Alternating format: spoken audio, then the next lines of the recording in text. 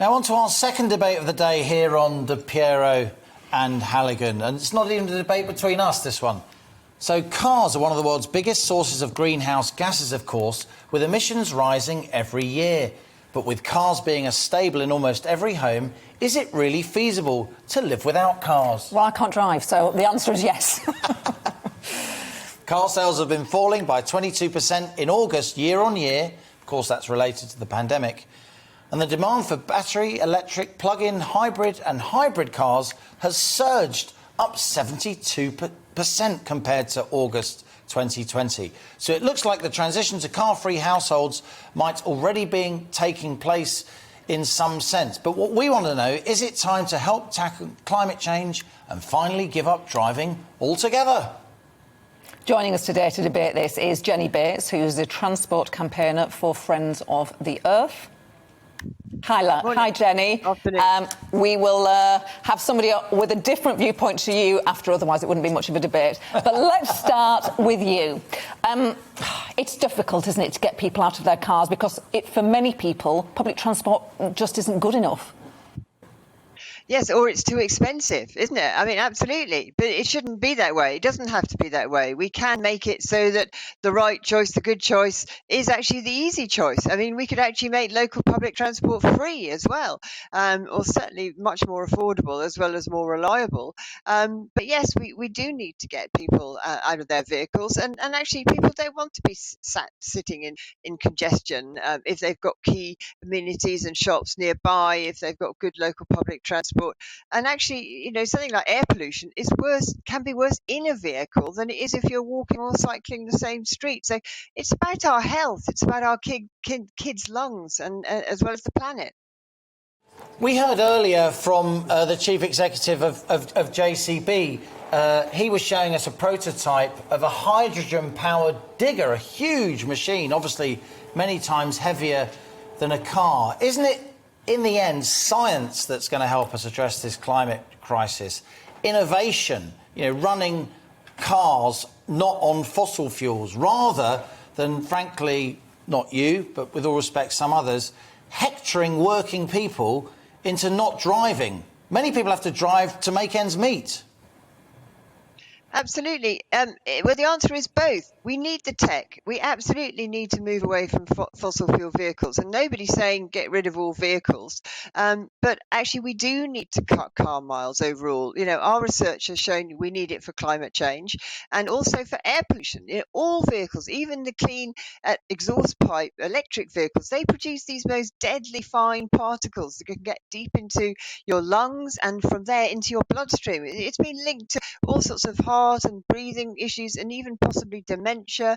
It's been shown to be a cause of lung cancer. So there are so many reasons why we need to actually drive less, but it doesn't have to be a problem. I mean, that's the point. We can make it convenient and easy and people can make the choice, but just that it should be that not everybody will want to drive as much if the alternatives are there and affordable. Let's also bring in James Woodhousen, Professor of Innovation at Southbank University. Hi, James. Hi. Do we have to face the fact that the only way we're going to deal with climate change is to get people out of their cars? Well, this question was first asked me by a top NGO leader, a non-governmental organisation, about 20 years ago. She asked me, how could we make people feel guilty every time they open the door to their cars? And now we've got a complete guilt trip for motorists to partake in. At a moment when, in fact, we've never driven less. There's a conspicuous fall in traffic miles and everything since the pandemic. And when I think Liam's arguments are perfectly fair, that hectoring working class people, white van man, truck drivers, there's been a big decrease in their miles over the last year, telling them to drive less. Truck drivers, the people doing deliveries to the green middle class, telling them to do that and not going for innovation in nuclear power and elsewhere is a real mistake, and it's extremely condescending. But you would accept, James, that we do have to change our behaviour in some way, or no. Would you? A lot of these innovations are going to take some time. The chief executive of JCB, no less, a country at the cutting edge of tackling climate change with their hydrogen prototype diggers, with the best one in the world, they're not going to come to market for several years. Well, no, you're absolutely right about hydrogen, which I think is a complete bandwagon that we've suddenly all discovered in the last month or two, or some people have, blue hydrogen, green hydrogen and so on. There's many innovations that are not going to go very far, you're right about that.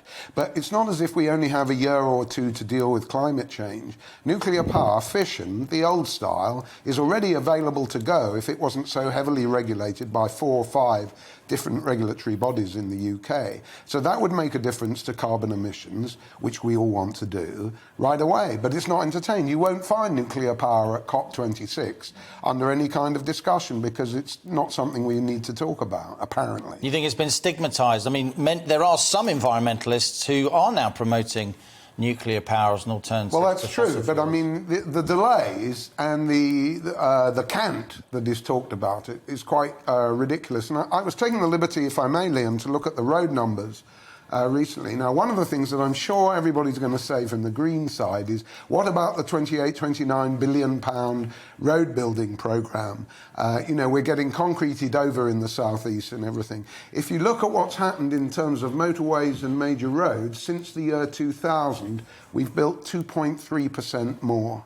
That's around, at a max of 35 miles, probably lower, of motorway and A roads per year. You know, this is in the 21st century, a major nuclear power of the defence sort, and we want to faff around with just a few extra miles here and there. There is no massive road building programme. The concreting over of the southeast is a middle-class nightmare, and they're very given to them at the moment. So we're not driving too little. Many older people, disabled people, children would like to see a lot more of the countryside, and the way they're going to do it is through cars.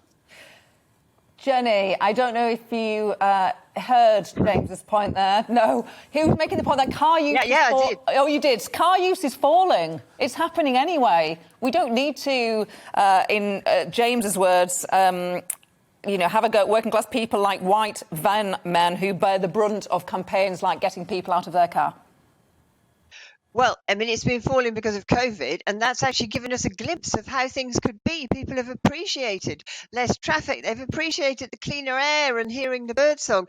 But the problem is we're going to return to normal unless we take some more action. And with electric vehicles cheaper to run, there's a danger that things could get even worse. So we have to invest in the alternatives so that we make real choice for people, and people don't have a problem with having to choose the wrong thing for the right reasons. So, you know, we've got everything to pay for. Vans are a problem. We've had massive delivery issues, you know, so many extra vehicles, but people can click and collect from their local post office or the local convenience store, or they can choose to have it delivered by Royal Mail, which comes around anyway.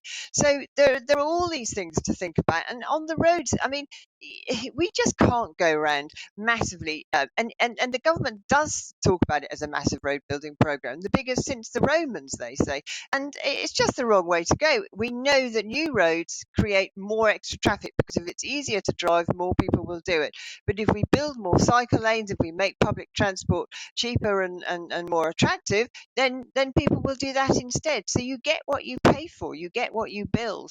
So and actually so many people, the most disadvantaged households don't have access to a car at all. So if we help the alternatives, we're actually helping everybody, including the most disadvantaged. And as you say, so many people now are not bothering to get a driving license. You know, in cities, you shouldn't need them, and you don't need them in a lot of places. I mean, you know, you really don't need them in London, for instance, or many other big cities. So there's and we do need to act now. The big intergovernmental panel on climate change, which came out with a report which is signed off by government. It's not just the scientists. They said it's these next few years that count. We've got to do it in the next 10 years. So we have got to act now, and it's for everybody's health. I mean, just think about kids' lungs. Think about how, you know, you've got your granny who might have a stroke or a heart attack can be triggered when you get particularly bad air, and you just don't want to contemplate that. It would be. Jenny, we're going to ask James. We're going to ask James to respond to what you said in a moment. You're basically saying that the situation is getting worse. The COVID pandemic has given us a glimpse of how things could be. You can hear birds sing and the air is cleaner. But I must just question you on one thing you said. You said that electric cars are getting cheaper, so the situation could get even worse. And I put it to you, Jenny Bates, that if we have more electric cars, then we can have more people driving, but with lower emissions. It sounds as if you just don't want people on the road, even if they are low-emission vehicles that are electric. Yeah, so basically, electric vehicles are too expensive at the moment. We need to make them affordable. So what driving needs to be done has to be on electric vehicles. But the danger is because they're cheaper to run, then it will encourage more driving. And we can't afford to have but with fewer emissions. More car miles, even clean ones, because as I said, because of the air pollution, you've got fine particles coming off from brake and tire wear and road abrasion, and those are the ones that get deep into lungs. So we have got to cut car miles, and what car miles we do has to be on clean vehicles. So it is both, but it shouldn't be a problem. We can make a better, more attractive town and city centres and it can help local businesses. You have a sort of cafe society, as a lot of us have been enjoying with COVID, actually, some outdoor spaces and that sort of thing. So yes, we do have to cut car miles. OK. James, let me put the central point that Jenny was making. We should build more cycle lanes and make public transport cheaper, and then naturally it will follow that fewer people will decide to drive. It's a fair point, isn't it? No, it's coercion, which is what the Greens always want, that they know better than the demos and people in the street. Now, if you want my 94-year-old mother to go in a cycle lane, good luck, because you're going to have to pay the penalty when she falls off. And, it really isn't good enough just to hope for and wish for more money for public transport. If you look at public transport in London, it's not just the COVID crisis that you turn a necessity into a virtue into, but it's also Sadiq Khan cannot run the transport system in London even without the conspicuous fall of revenues that has happened because of the COVID crisis. The London transport system is effectively bankrupt and has been for a long time. Do you really think that making it more attractive, not only for passengers, but maybe for workers, for paying them some proper money and all of that, do you really think that that's going to happen overnight and will substitute for car use? I think it's just a bit pie in the sky, really. What are your thoughts ahead of COP26, Professor Woodhouse? The environmental debate is going to be top of the news a lot this autumn because of that summit in Glasgow, a landmark global summit trying to push this climate change agenda. Do you see any upside in the climate change agenda? I mean, as an economist, I would say, you could create quite a lot of green jobs. As somebody who's been up on Teesside a lot, where they're going to build Europe's biggest wind farm factory. They're building the world's biggest offshore wind farm on Dogger Bank between the UK and Norway. Surely that's got to be a good thing. A lot of what Jenny Bates says, I know it riles you and it frankly riles me, but there has to be some good that can come out of this, no? Well, I'm no doom-monger, I'm an optimist, and I'm all in favour of wind power, bring it on, solar power, bring it on. Are the price declines as big as Greens claim? No. Look up an abbreviation called LCOE, the levelised cost of electricity, and, find out how it works, because it's ridiculous to maintain... I'm going to look that up. It's ridiculous to maintain that price decreases are only the property of green technologies. They're not. It happens with fossil fuel technologies and other ones as well. Now, every conference of the parties, including number 26 in Glasgow, is always a landmark conference, Liam, and it's always more urgent than ever before. And we're all going to die even faster than we heard at the last conference and all of that, but I don't buy it. You and I know that there's private jets jetting in there with the usual hypocrites. There is absolutely no binding authority of COP26 on national governments at a moment when the world is falling apart anyway. I'm extremely sceptical of green jobs. Have you actually seen a green job, Liam. There are some making or exporting or exploring wind technologies around Teesside. Actually, if you look at today's paper, that Teesside project's in a bit of trouble at the moment for financial reasons. But let's give them, a break. It's going to take time, but Gloria will want to question you as well, but just to say, Siemens, a major company, GE Systems, major industrial companies, they are investing heavily in that Teesside Yeah, site. but how many jobs are we looking at? Well, they're creating a factory that will build wind turbines. And given that we all assume that on every public building and every house in times to come, we'll all have solar panels, won't we? No, it's not going to happen. Why not? Too expensive.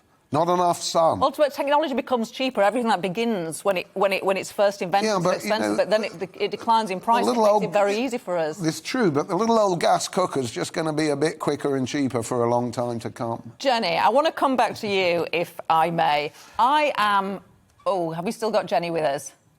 We do, Jenny. I'm a non-driver. I mean, I'm not virtuous. I just couldn't pass my test. And I have recently... You're so honest. I love your honesty. I have recently moved from semi-rural Nottinghamshire to London. Now, it was tough in semi-rural Nottinghamshire.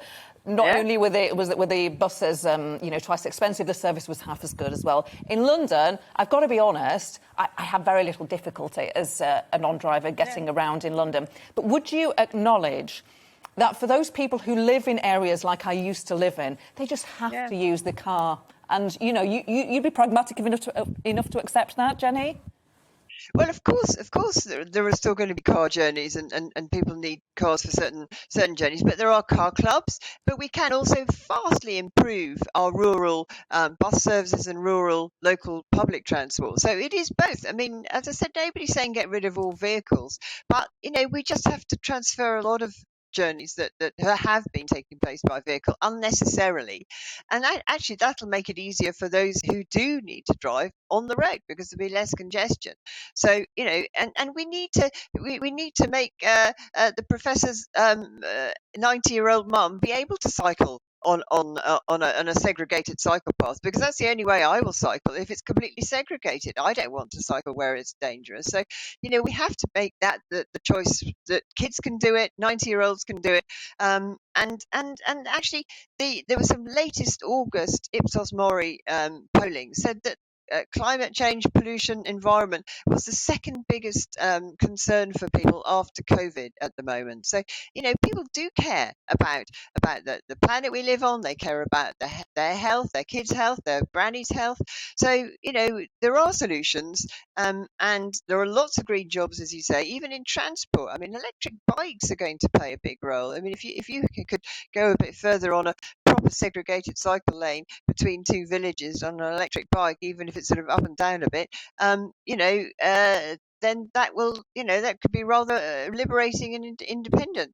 So, there are all the solutions are there. It's actually making a better life. And a better quality of life for us all, and in the process, making us all healthier, because we won't have, such bad droughts or floods or winds and all the other problems, and air pollution. Let's bring James back on. Now, there's a lot of things that Jenny was saying that lots of people would agree with. However, getting your 90-year-old mum on a bike, I'm sceptical about that. I'm giving you a free hit. What are the chances? Well, no.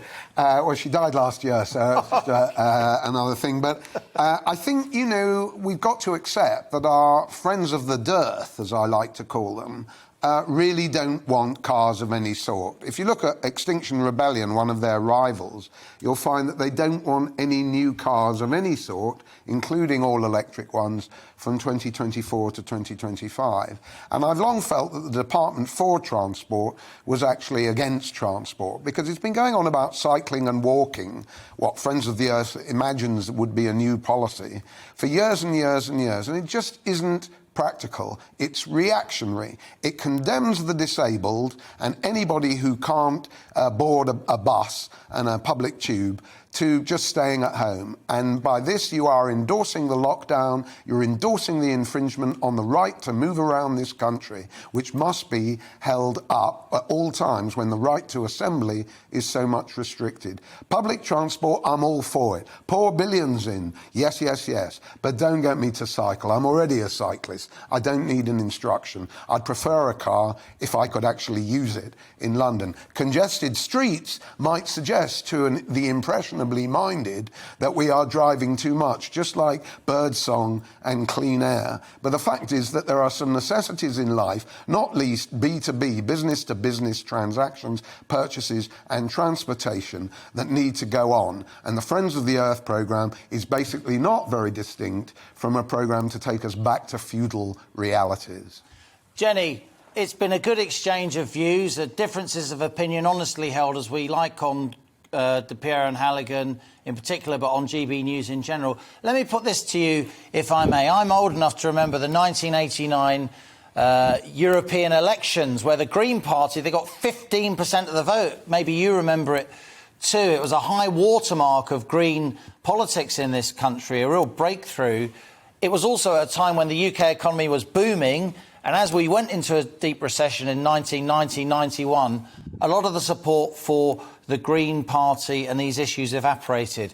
We're now seeing, aren't we, a lot of people in Parliament, particularly on the Tory backbenches, highlighting not just the cost of the green agenda relating to cars, but also the cost of removing gas boilers and so on.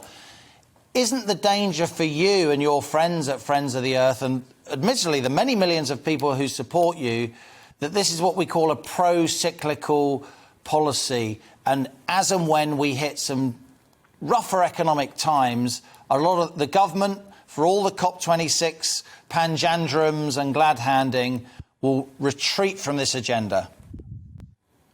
No, I don't think so, because actually the agenda is one that is good for people, and it's good. It's also one that's good for the most disadvantaged, because we invest in those things. It helps everybody. It doesn't just help the few. So, and there are so many green jobs in it, and we have to be ahead of the game. If we're ahead of the game, we have technology. We can have exports. We've done lots in the past. We led the world with our industrial revolution, and we can lead it in so much else now. So, it's a reality. There's no question. It's happening. We've got to act. We are acting. There's not enough actual plans and policies in place yet, but we absolutely are, and it's good for everyone. And Professor Woodhousen, last word to you briefly. COP26, you're not a fan? Well, not much COP. We need to remember that, the Intergovernmental Panel on Climate Change, which is always cited as gospel, and some of the time it's right, not in its summaries for policymakers, which is political bilge, but the IPCC was actually created broadly by the Reagan administration in the late 80s. It's the United Nations bean feast, where we can be sure that at all times, all delegates, care deeply about the world, about poverty and all of these things, and always do the right thing. Myself, I don't think it's too cynical to suggest it's more about posturing than real policies. Professor James Woodhousen, Professor of Innovation at South Bank University, and of course also Jenny Bates of Friends of the Earth. Thanks for a good-natured discussion, as ever, here on De Piero and Halligan. And we want to